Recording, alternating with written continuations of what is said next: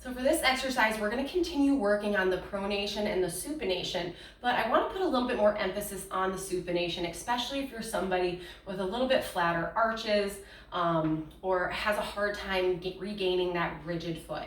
So what we're going to do is we're going to get back into our normal position here with our feet just slightly staggered, weight equal between both feet, pressure on my back heel here, so this front leg is the one we're working.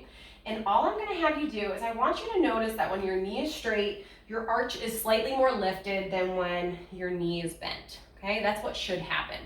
Now, when your knee is straight, we're gonna try to kind of make the arch go a little bit higher. And how we can do that is by lifting our big toe. You should notice your arch gets higher the minute you lift your big toe, okay? So if you just do that a few times, you'll see how lifting that big toe almost turns the whole leg.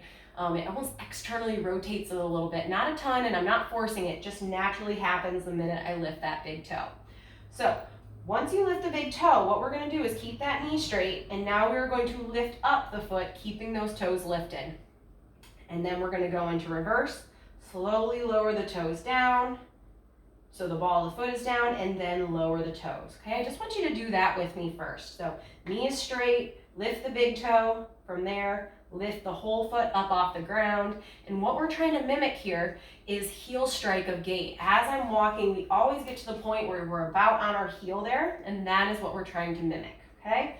So once you're here, hold for a second, and then slowly lower your foot down, toes relax down, okay? Once we have that little sequence down, we want to take it into our pronation drill.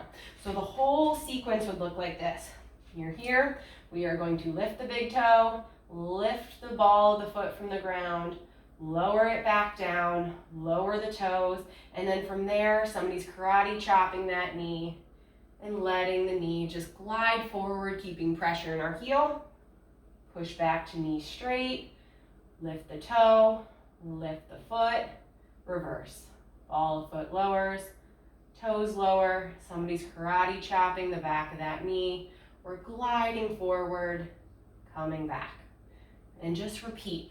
As soon as you get done with this, if you just take a few steps, what you're going to notice is it just feels like your foot is going to want to lift more when you're walking. Instead of probably cheating and swinging the foot around like I see most people do, they're going to start to just pick the foot up a little bit better, and it's just going to help to improve our initial placement of our foot in gait, which will help to improve kind of the rest of the gait cycle as well.